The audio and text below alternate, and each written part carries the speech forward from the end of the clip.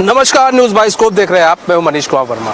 तो आपको बता दें कि चुनाव के समय सनातन की बड़ी बात होती है और 2025 का विधानसभा चुनाव भी है। ऐसे में बिहार के अंदर सनातन की बड़ी बात हो रही है।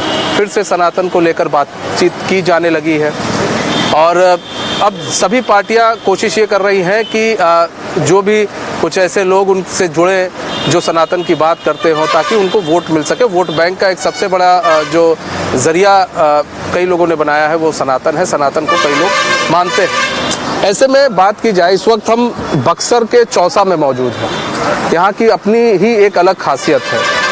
खासियत यह है कि यहाँ पर जो महर्षि विश्वामित्र थे वो यहीं के थे और आप च्यवनप्राश खाते होंगे तो महर्षि च्यवन ऋषि जो है वो भी यहीं के थे और पीछे उनका मंदिर भी बना हुआ है। हम बक्सर के चौसा में हैं और बात करें इस वक्त जो हम यहाँ पर मौजूद हैं, यहाँ पर एक कार्यक्रम हो रहा है। कार्यक्रम है सनातन सम्मान समारोह और ये कार्यक्रम कराया किसके द्वारा जा रहा है? ये कार्यक्रम कराया जा रहा है, बता दें, विश्वामित्र सेना के द्वारा इस कार्यक्रम को कराया जा रहा है। और कार्यक्रम के जो फाउंडर हैं राजकुमार चौबे जी, जो इस पूरे कार्यक्रम को करा रहे हैं और इनकी कोशिश ये है कि बक्सर से एक अलग जगाई जाए सनातन की और बक्सर को भी जिस तरह से अयोध्या के तर्ज पर विकसित किया जाए, इसको लेकर ये अलग जगाने की कोशिश राजकुमार चौबे ने की है। राजकुमार चौबे जी, बहुत बहुत स्वागत है आपका न्यूज़ बाइस को भी बहुत बहुत धन्यवाद। 22 स्कोप चैनल को भी सारे दर्शकों को हमारा प्रणाम, नमस्कार। राजकुमार जी, यहाँ पर आप बात की जाए, आज आपने कार्यक्रम किया है, सनातन सम्मान समारोह कार्यक्रम आपने रखा। इस कार्यक्रम को रखने का मेन उद्देश्य क्या है आपका? देखिए, सनातन समारोह संस्कृति का जो है हमारा मेन है। जो अभी आपने एक चीज़ बोला उसको मैं थोड़ा दोहराना चाहता हूँ। आपने बोला कि चुनाव में जैसे जैसे चुनाव नज़दीक आता है तो सनातन की इस तरह की बात होने लगती है, वोट बैंक की लोग बात करने लगते हैं, चुनाव में आ जाते हैं तो राजनीति की बात करते हैं। बिहार में तो सनातन की बात हो ही नहीं सकती है। ये बाकी बिहार में तो आज तक संस्कृति और सनातन की बात हो ही नहीं सकती है।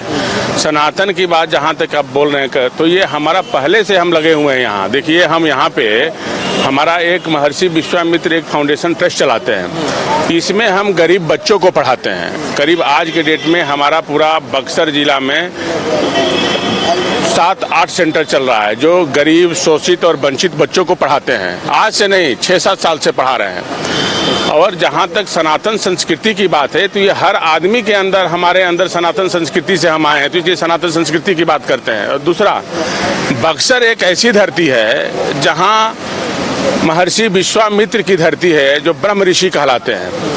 और महर्षि च्यवन ऋषि जहाँ बैठे हुए हैं, ये चौसा महर्षि च्यवन ऋषि की धरती है जहाँ च्यवनप्राश की उत्पत्ति हुआ, जहाँ से पूरा दुनिया में च्यवनप्राश जो है जाना जाता है, चौसा के वजह से और च्यवन ऋषि के वजह से। समझ गए?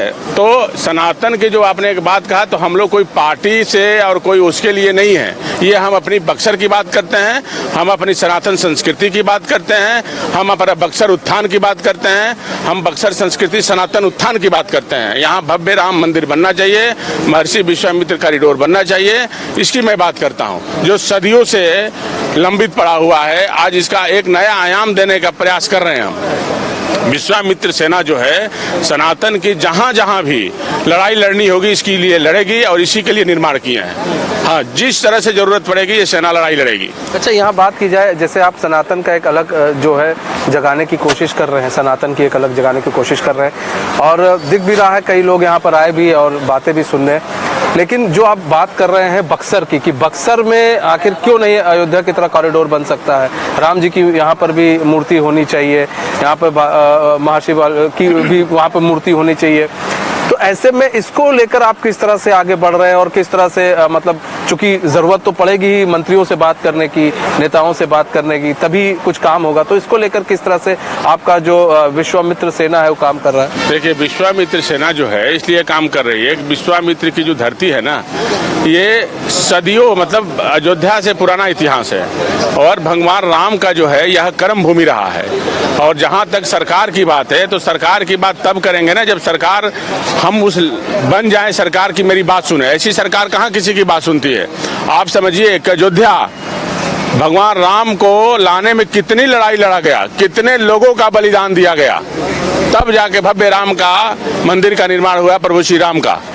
तो आप अयोध्या देख लीजिए, काशी देख लीजिए, वृंदावन देख लीजिए, ये सब की लड़ाई। तो बक्सर की भी लड़ाई लड़ रहे हैं और इस तरह से लड़ाई लड़ रहे हैं कि हम महर्षि च्यवन ऋषि, माता अहिल्या, आपका जो है ये सबसे बड़ा पुराना जो है हमारा इतिहास है बक्सर का। और यही नहीं, यहाँ बक्सर में 84,000 ऋषि महर्षि जो है यहाँ तपस्या करते थे। और ये हम तो ये कहते हैं, हमारा ये मानना है कि बक्सर जो है ना बिहार का राजधानी है, धार्मिक राजधानी है। यहाँ जितना ऋषि महर्षि यहाँ रहते थे उतना हमको लगता है कि एक बक्सर और बिहार में यही स्थान है, बक्सर का ये स्थान है। अच्छा, एक चीज़ और भी है कि अभी आपने एक बड़ी बात कही कि बिहार के अंदर सनातन को कोई उतना पूछ ही नहीं रहा है। बिहार के अंदर चाहे पार्टी हो चाहे वो हो, कोई भी सनातन को उतना ना पूछ रहा है ना ही बढ़ाने की कोशिश कर रहा है। आप निकले हैं एक मसाल लेकर कि चलो सनातन को हमें यहाँ बिहार के अंदर मतलब मजबूत करना है। उस दिशा के लिए, उस दिशा की ओर काम करने के लिए आप लोग किस तरह की कोई टीम बना रहे हैं या फिर किसी तरह का आप लोग किस तरह से काम कर रहे हैं कि ताकि इन नेताओं को भी पता चले कि नहीं भैया सनातन है बिहार के अंदर? बना तो दिए हैं, विश्वामित्र सेना का संगठन तो कर ही दिए हैं। बिहार का सनातन संस्कृति नहीं, पूरा देश का सनातन संस्कृति का रक्षा करेगा विश्वामित्र सेना, इसका निर्माण तो कर ही दिए हैं और ये अपने सनातन संस्कृति की रक्षा करेगा। और जहाँ तक बिहार है, बिहार में आज तक सनातन के बारे में कौन बोला है? आज तक तो बहुत कम लोग हम देखे हैं। और जहाँ तक देखिए सनातन जब जागा है तब देश में परिवर्तन हुआ है। देखिए सनातन जगह, आज हमारे देश के माननीय प्रधानमंत्री, आज देखिए कितने सफल प्रधानमंत्री हैं। आज दुनिया उनकी डंका बजाती है, पूरी दुनिया में उनकी डंका है। जहाँ जाते हैं वहाँ एक अपना आयाम भारत का नया लिखते हैं। भारत के लिए लगता है कि एक वीर सपूत जो है भारत के लिए एक ऐसा आया हुआ है, वो सनातन की ताकत है। जोगी एक ऐसे सनातन की ताकत आए हैं कि जो उत्तर प्रदेश में पूरा देख लीजिए रामराज आ गया है। एक तरह से हम उसको रामराज ही कहेंगे। मंदिर बना, निर्माण हुआ और वो संत जो है एक संत ही है वो। लेकिन देखिए किस तरह से उत्तर प्रदेश में अपना सरकार को किस तरह से चला रहे हैं।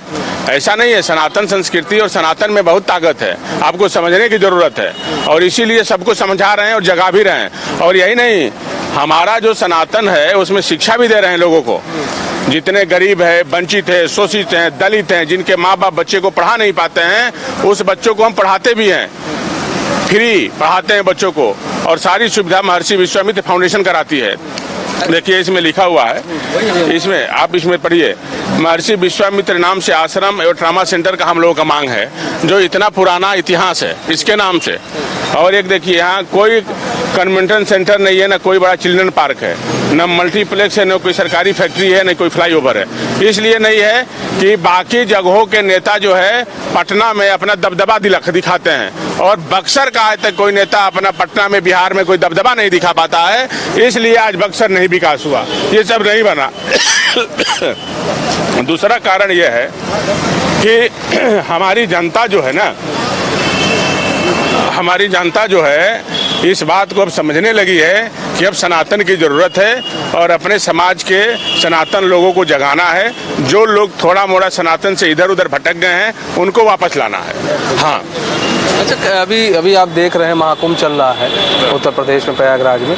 ऐसे में कई तरह के बयान राजनीतिक पार्टियों के आ रहे हैं। कुछ लोग कह रहे हैं वहाँ जाकर क्या होगा, क्या वहाँ खाना मिलेगा, क्या, इस तरह के कई बयान भी आ रहे हैं। महाकुंभ में जो स्नान करने जा रहे हैं उनको लेकर राजनीतिक पार्टियां इस तरह के बयान दे रही हैं। बाकी जगह जो लोग कहते हैं तो समझ लीजिए को सनातन के द्रोही है कि नहीं है।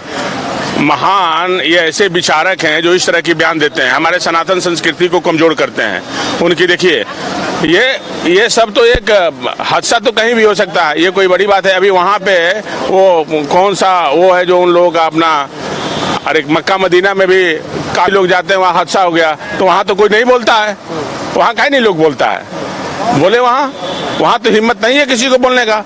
लेकिन हमारे ही सनातन धर्म पे उंगली उठाना है तो अपने ही लोग उठा देंगे। देखिए इनकी सोच क्या है, ऐसे ही लोगों की सोच है। और मेरा ये कहना है कि जो भी सनातन संस्कृति की बात जो विरोधी करता है वो सनातन विरोधी है, इस बात को समझ लीजिए। देखिए सनातन विरोधी है और यहाँ पर देखिए कई सारी चीज़ें, यहाँ पर एक चीज़ और भी देखी जाती है राजकुमार जी, हम लोग देखते हैं कि बात की जाए कि सनातन की जब भी बात आती है और जब भी इलेक्शन में देखा जाता है इसकी बात होती है, तो आपने देखा होगा जो नॉर्थ में किस तरह से लोग अजीब अजीब टाइप के बयान देते हैं किस तरह के बयान इस तरह के आ जाते हैं कि सनातन डेंगू है, सनातन मलेरिया है, इस तरह के बयान देने लगते हैं।